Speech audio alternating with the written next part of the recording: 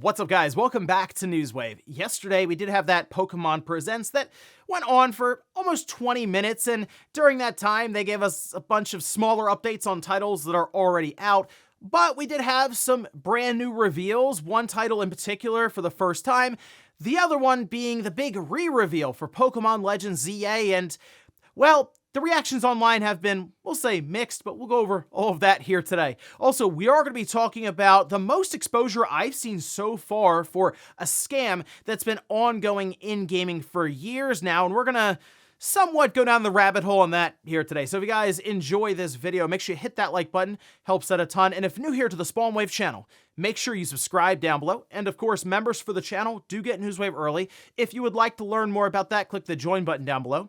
And we're going to start today with Command & Conquer, as EA has made actually a very positive move here for the community. We can see this posted up. This is over on Tech Radar, who says that Luke Feenan, who's a veteran of the Command & Conquer community, shared the details on behalf of the studio in a new Reddit post confirming the source code for Command & Conquer, Tiberian Dawn, CNC Red Alert, CNC Renegade, CNC Generals with 0 Hour will be released to the public under the GPL license. To go a bit further, Steam Workshop support will also be introduced for several Command & Conquer titles, allowing users to upload their custom maps. These games include CNC Renegade, Generals, 0 Hour, CNC 3, Tiberium Wars, and Kane's Wrath, Red Alert 3, Uprising, and CNC 4, Tiberian Twilight. I mean, just a ton of them. So this is awesome, obviously, for the Command & Conquer community, as there's just a ton of stuff that can now be done with these games. And then people are wondering with the source code, does that mean that things could be maybe ported to other systems? Could we go backwards and drop these? I saw people already mentioning the Dreamcast and stuff. Can we move these things off PC and go to that? I guess. I mean, we're seeing some pretty impressive projects right now for the Dreamcast with things like Grand Theft Auto 3 and even Vice City, so anything's possible, but at least for now, having that Steam Workshop support, custom maps, the whole thing, it seems like there's a ton of content that could end up in these games almost overnight. Also, we had an awesome announcement yesterday, one that started giving me flashbacks of the Sega Genesis days, like the old 2D arcade side-scrolling style games, the Contra styles, but in this case, we had licensed titles like Terminator. Well, take a look at this. This is actually an announcement that was made over on Reef Entertainment's account, announcing Terminator 2D No Fate coming to PS5, PS4, Nintendo Switch, Xbox, and PC on September 5th, 2025. Sarah John and the T-800 take on the Skynet, and the T-1000 is officially licensed 2D side-scroller complete with classic arcade gameplay and stunning pixel art.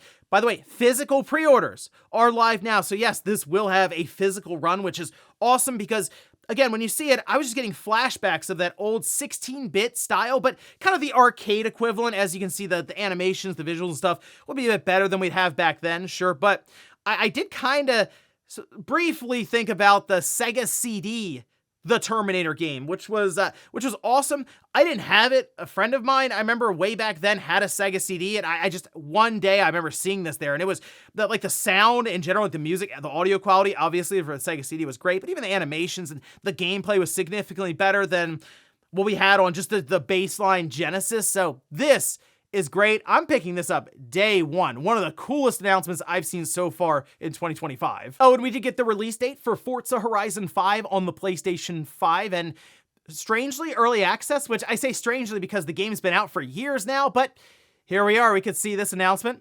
The game is coming out April 25th by pre-ordering the Premium Edition, with general access for all editions starting April 29th. So there you go. You pay a little extra, you get in a few days early. Now, as for performance on the baseline PS5, they have a couple of rendering modes: performance at 60 FPS or quality at 30 FPS on the PS5 Pro. Performance mode receives increased visual fidelity, while quality mode adds ray trace car reflections to races and free roam. So not too far off now for that release, and it seems like we could see Indiana Jones around that same time. So yes, Microsoft, as we've mentioned before, going all in on other platforms and doing it rapidly at this point, with these releases hitting one after another. And guys, with some of the quick news out of the way, let's get into the bigger stuff.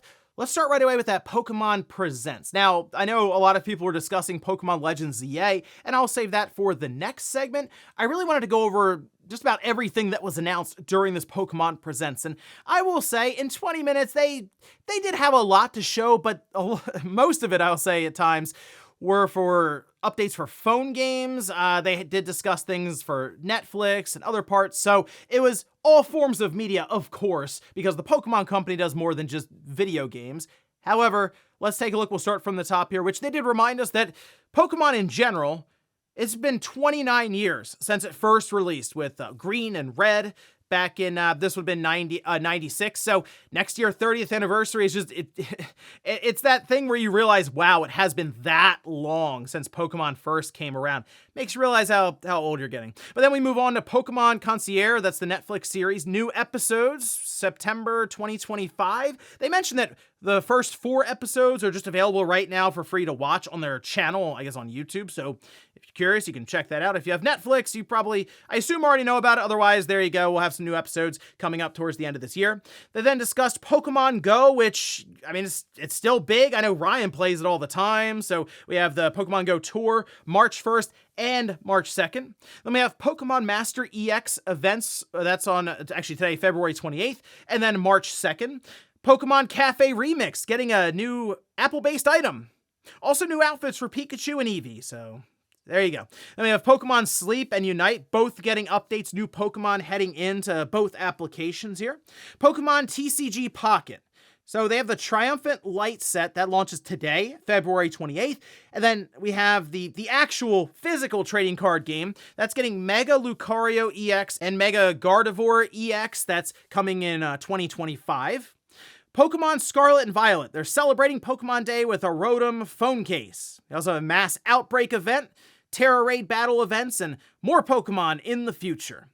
Pokemon Champions. This is an interesting one. So they showed this off and this is funny because the way they do these trailers, they always want to remind you of the good old days, but in doing so, I know there are people out there who are live reacting to this thinking they're about to then transition this stuff over to giving us all the original Pokemon games and Nintendo Switch Online, and that's just not happening. So a little bit of a troll job there by the Pokemon Company, but I get what they're at least angling at here. So they showcase you battling against your friends from 29 years ago, even up to now, even showing off things like Pokemon Stadium. And that kind of feels like what this is. It's focusing in specifically on the battling aspect of Pokemon. It is now in development. Game Freak and Pokemon Works are working on this, and it's going to be released for Switch and mobile phones, so Android and iOS.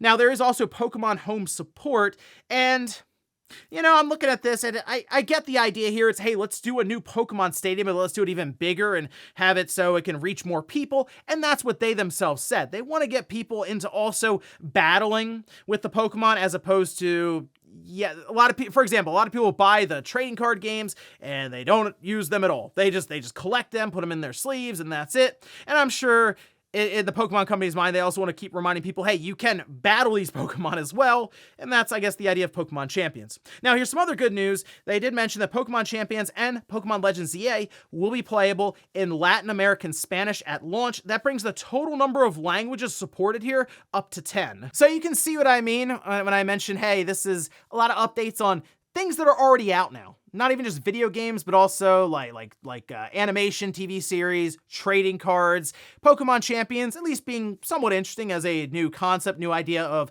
online multiplayer for specifically battling. But a lot of people tuned in to see what was going on with Pokemon Legends EA, and that probably took up like 30% of this entire presentation. So let's actually move over to that. Starting from the top, of course, this game does take place completely in the city, that being Lumiose. And when they were running around in the trailer, and I'm sure many other people noticed, you don't climb the buildings, you kind of teleport to the top of the buildings. Then I guess you're just hunting down Pokemon, battling them while people are below you in their like apartments trying to just enjoy maybe dinner or something. Okay, we'll see how that one turns. I just thought it was interesting that they have you teleport to the top. You don't go through the buildings or climb up them or anything. So that, again, there are a lot of mixed reactions and even concerns around some of the stuff they showed. But from what people are describing here and discussing, takes place, I guess, after Pokemon X and Y. That's based on some of the characters they showed here and trying to at least put the timeline into perspective. The starters they showed, Totodile, Tepig, Chikorita. So I guess out of the 3, I guess I'd go with Totodile. The city does have wild zones, and this is where the Pokemon live and they can be captured. So they just want to exist in the wild, but nope, we gotta go out and take them out of their natural habitat. But I mean, that's obviously the idea is it's gonna this entire game is going to be in this city. So they have to figure out ways to have wild Pokemon be sectioned off, and that's where this comes into play. And the capturing mechanic, it is done in real time like Arceus, but they're taking it a step further here because the battling is also done in real time. This is the first time we've seen this in the franchise, and I think in the case of the gameplay aspect, all of this is like a major step forward for them. The real-time battles, I feel like, it has been a long time coming. It's a way to shake up the franchise, and I know this isn't part of the quote-unquote mainline series that we see release every few years. This is kind of their Legends franchise where they can play around with some of these gameplay elements a bit more, but clearly it is a big-time release for them. It's like, in this case, for this year, it's going to be their cornerstone release. So I think it is interesting that they show battling like this, and the moves have cooldowns. You can run around as things are happening, so it does feel like an actual battle is taking place in front of you, as opposed to scrolling through menus and having each Pokemon stand there and just stare at each other the whole time. Mega Evolutions, those are also in here, but the big thing people were, of course, honing in on, as you probably have taken notice of, the graphics are rough. Like, I feel like Game Freak, they brought out Let's Go. That was cool, because it was like, whoa, look, okay, this does look like a step forward for Game Freak. Clearly, they're going from the 3DS then to the Switch. And then they did Arceus, and it's like, whoa, okay, this also feels like a step forward because they're changing things up. They're doing different stuff. So while Arceus didn't exactly look great, it was still like, okay, there's enough here that's more of a wow moment for Pokemon. I can overlook some of this. We've already crossed that bridge, so now it's like, okay, you guys got to eventually make the visuals at least look decent. Like, they can't just be passable all the time, and that, of course, has been the issue that people are pointing out here, and I think rightfully so. Like, if you look at the buildings, the balconies are just images pasted to it. It's completely flat, and I don't know if you're going to be walking in any of these buildings. That's kind of an odd thing to have in terms of a city without it being that explorable. It just seems almost hollow, and it becomes more and more obvious that it's not really like a living city, right? So not that they're necessarily going for like it to be where people have schedules and you're constantly having to track people down, but you'd like to at least see a bit more out of Game Freak when it comes to this, considering we're about to be in the 8th year for this platform. Now, it is coming late 2025. There has been no release date shared for this thing, and of course, now being late 2025, we'll be talking about, I'm sure, the Switch 2 and playing it at that point in time, and then here comes Legends ZA, with what I'm next to, I'm sure, some very impressive looking titles. It's already coming out months and months after Xenoblade Chronicles X, which is out in a few weeks, and that game looks noticeably better than ZA, and it's much larger. So everything around is not really doing it any favors outside of the fact that, yes, it's Pokemon. Yes, the gameplay itself does look more interesting than your standard Pokemon game at this point, even over something like Legends Arceus. But Game Freak has a lot of growing to do when it comes to them creating these games in 3D space, and maybe their wake-up call will come with the Switch 2, but they haven't really shown us enough to make us feel like, yeah, that's gonna happen. Hey, maybe they'll have something with Legends ZA where there's a Switch 2 patch, a Switch 2 release, but as of now, it's just that Switch logo, so maybe this is Game Freak just taking advantage of the install size for the current Switch with this game, and the new generation, I guess next year when they show it, will just be for the Switch 2. But hey, I guess we'll see then. For now, though, we'll have to keep an eye out for the official release date for Legends ZA, because right now, late 2025, according to the Japan trailer, I guess, fall 2025, so maybe like a September release, we'll see. And in our last bit of news, let's talk about this major scam that's been going on for years now in gaming. And the other day, there was a Reddit post that really caught a lot of traction. It's probably been the most exposure I've seen for this. And this is something that, if you've been around the channel, even just on different podcasts we've done, we've discussed this quite a bit. And it does mostly come back to the curation around some of these digital shops. The eShop has long been scrutinized for that, but Sony as well with their PlayStation Store, where you have those games, quote unquote, that pop up, and it's like one button press for a trophy of platinum. Well, we also have carbon copies or really bad ripoffs of known games that then try to trick you into buying it for a cheaper price, and now we're seeing AI art being used to try to mask it somewhat. Well, it looks like one developer decided to take to Reddit and just lay the whole thing out because they had their game stolen. We can see this though post up. This is over on, so they put it out on Reddit, on the game dev Reddit, the PlayStation Reddit, and then also over on Twitter X, which we can see their entire thread here. This is from Steel Krill, who says, "A big scam company just stole my whole game from Steam, ripped it, and sold it as their own on PlayStation and other consoles. Recently, with the help of my publisher, I released the Backrooms 1998 on PlayStation, Xbox, and Nintendo Switch." Of course, they were very happy to have done that. They developed the game just like by themselves, and it was cool to see it, but that, they say, was cut short after someone pointed out that the game was there already. This company called Cool Devs SRL. They stole the whole game by using some program and decompiled the whole assets alongside the music, sounds, and voice lines from the voice actor I hired and everything else. They only changed the monster and the picture on the frame and put it up for sale on consoles. They go on to say, "We are already working on finding out more info about them and submitted a DMCA request to remove the game off the stores. Right now, it's down from PlayStation and Xbox, but still up on the Nintendo Store, unfortunately."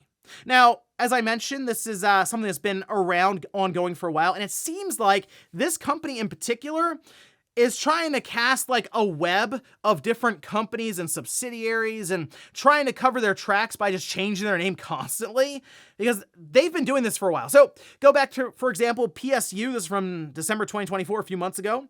A post on Reddit has uncovered evidence that one particular extremely dodgy developer has been exploiting Sony's system to flood the PS5's games to wishlist section to ensure its cheap shovelware is getting top billings. The developer is known as Midnight Works SRL, but has changed its name many times, among which includes Cool Devs SRL, Gaming Dev SRL, and other fake titles. The games aren't real either. They are hastily cobbled together from asset flips with false release dates, and most of them have the word simulator in their title. Yes, you can search it for yourself, you'll find it. They steal different games, asset flip them, change some stuff up now, it seems like, with AI, and you have simulator on the end. Now, Midnight Works SRL, they have an entire site, and it's an interesting one because it does look more professional than you'd expect here. They even show like a full team. I guess it's their team, and they say they're based out of Moldova. Okay, well, if you search up many of these different names that they've been kind of changing between, or I guess subsidiaries of them, as the Midnight Works would be the parent company, you'll come up with a bunch of different ones. My favorite one so far is probably Random Spin Games, which, if you look at their website archive, by the way, through the Wayback Machine, also shows in their about page they're based out of Moldova. Now, if we go back to 2023 on the PlayStation Reddit, you'll see many other instances of this happening under titles like World's Shadiest Developer Strikes Again. And this is one of the big concerns that many people have sort of said about AI and the potential for theft like this taking place, where, yeah, you can rip a lot of the assets. As mentioned, you can decompile, and using AI, you can do it very, very quickly and even create like placeholder artwork and stuff. But this just seems to be an ongoing thing of one company in particular trying to game the system. Whether it's stealing games, creating subsidiaries to then artificially pump their listings up through wish lists and take advantage of just shoddy curation. Now, Sony has seemingly gone back and at least tried to change some things up, but it was almost like after they got called out and certain companies were pointed out by IGN that this happened like same day. So the last one that really needs to figure this out is Nintendo. Like it's I don't think I need to tell you, it's bad on the eShop, and stuff like this is very easy to kind of sneak through. It doesn't really have to sneak, you just kind of walk through the door, right? So that's the biggest thing right now, is figuring that out, because to me, this is stuff that's just going to accelerate, especially because I gotta say that this Midnight company, it seems to be incredibly successful for them. At least that's the front they're putting up. And if people take that at face value, you're going to see many other companies attempt this. So at this time, it seems like the person who did post about this on Reddit is just looking to take legal action. And I saw this post a few days ago, and I looked at it and I said, you know, that seems like a post maybe take down so you don't give out too much information if you are going to be approaching a serious legal battle. but it's still up, and it seems like they're going to be leaving it up just to raise awareness around the situation, so I wanted to cover it here. But trust me, the rabbit hole goes deep. I've seriously scratched the surface on this, and I'm sure there are many people out there who will do a bit more detective work and really spend the time maybe coming up with an entire hour-long video around what exactly is happening here with these seemingly AI asset flip subsidiary companies and really just how far back it goes. And before we go to the comment of the day, we'll take a look at the poll that I posted up yesterday, where I ask, give the Pokemon Presents a grade. All right, let's see how that, okay, C, 39%. B at 31%, D at 24%, and A at 6%. Yeah, you know, I will say this. I go into these presentations from Pokemon with, like, I say lower your expectations. I'm almost floor level most times. I understand, like, I fell out of Pokemon for a while there.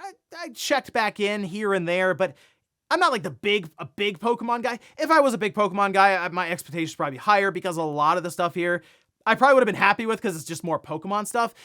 I'm still waiting for that moment where Game Freak shows up with that big Pokemon game where it's like jumping off point for them. It's like that aha moment of 3D game development. Scarlet and Violet was close, not quite. Maybe the next one does get them there, but I feel like we say that a lot, almost every time. But maybe this is the one. Maybe the Switch 2 is the thing that'll get them to the promised land further, although they just make a lot of money anyway and sell a ton of copies, so what do I know? That's going to be really successful no matter what they released for the most part, and I'm sure Legends EA will do very well, and whatever the next generation of Pokemon games will also do really well, even if it has flat images for balconies when you run through the city. And we'll finish up with the comment of the day as you're seeing here. This is from Clinton, who says, I was telling my girlfriend the other day that I could stop buying games today and have enough stuff to play for 10 or 15 years in my backlog. You know, this is something that I think should be taken into consideration by these companies when they do expectations, or that games don't go away, typically. Live service games can, but if it's just a game that gets released, a single-player title, especially if it's physically released, but even on a lot of these digital storefronts, they're still there. There's a lot of stuff for people to play, and it just keeps building and building and building. It's not like back with, you could even say the 360 and PS3 days, where games were coming out and it felt like these were things we've seen for the first time, and we had a back catalog of the 3D-based games going to, I mean, really the original Xbox and the PS2 and GameCube. I know the PS1, it was kind of rough then, but like we've had so much buildup now, it's very easy to find something to play. Like you don't really have to stress to find a game. It's there and it's at your fingertips and it's in a snap. So it's convenience is good, but also for a lot of these companies, it can be bad because you're being pulled in so many different directions. So it's not as easy, I think, to sell 10 million copies on a brand new game if it really doesn't like blow people away and they're like, I gotta have this. You can't really do a 7 or 8 out of 10 anymore. You got to go for that 10 out of 10 if you want the 10 million in terms of sales. And ladies and gentlemen, that's going to do it here for Newswave. If you enjoyed this video, guys, hit that like button. If not, hit the dislike. Leave comments down below about everything we talked about here today. If you missed yesterday's Newswave, I'll leave it up here in a card. Or maybe you want to hear more about Microsoft's year so far as we're seeing more and more titles like Forza Horizon 5 and Indiana Jones on PS5 filling up the calendar year. I went over this and showed how it's really not normal for a gaming platform to be doing this. Thanks guys for watching. Have a great weekend. I'll see you back here Monday morning, 8 a.m. Eastern Time for Newswave.